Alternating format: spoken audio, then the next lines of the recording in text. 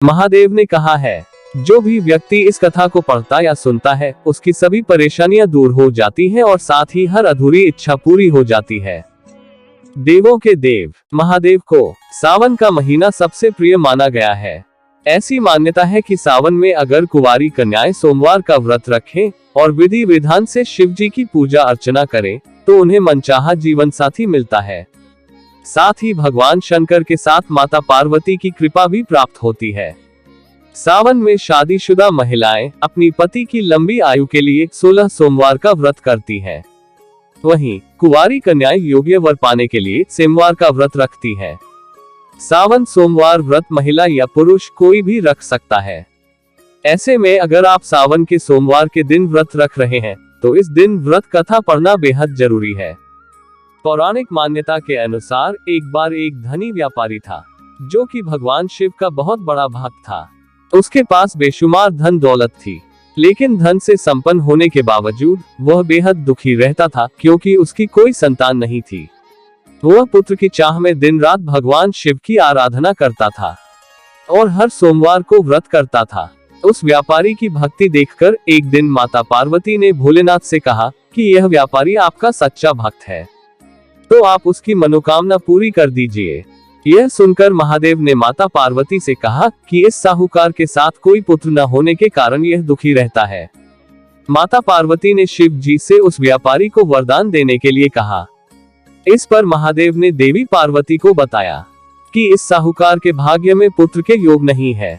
ऐसे में अगर इसे पुत्र का वरदान दिया गया तो वह बालक सिर्फ 12 साल की आयु तक ही जीवित रह पाएगा। इतना सुनने के बाद माता पार्वती ने शिव जी से कहा, महादेव, उस साहूकार को पुत्र का वरदान दे दीजिए, अन्यथा वो भक्त आपकी पूजा करना छोड़ देगा। माता के बार बार कहने से भगवान शिव ने साहूकार को पुत्र प्राप्ति का वरदान दे दिया, लेकिन वह सिर्फ 12 साल तक ही जिंदा रहेगा।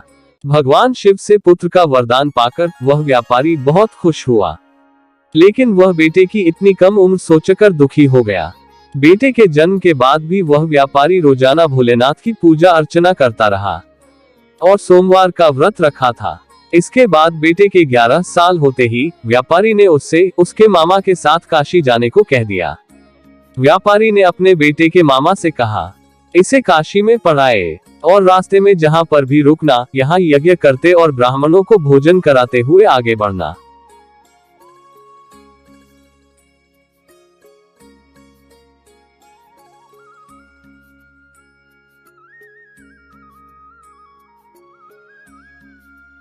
उसी रास्ते में एक राजकुमारी का विवाह हो रहा था, जिससे उस राजकुमारी का विवाह होना था। वो एक कान से काना था।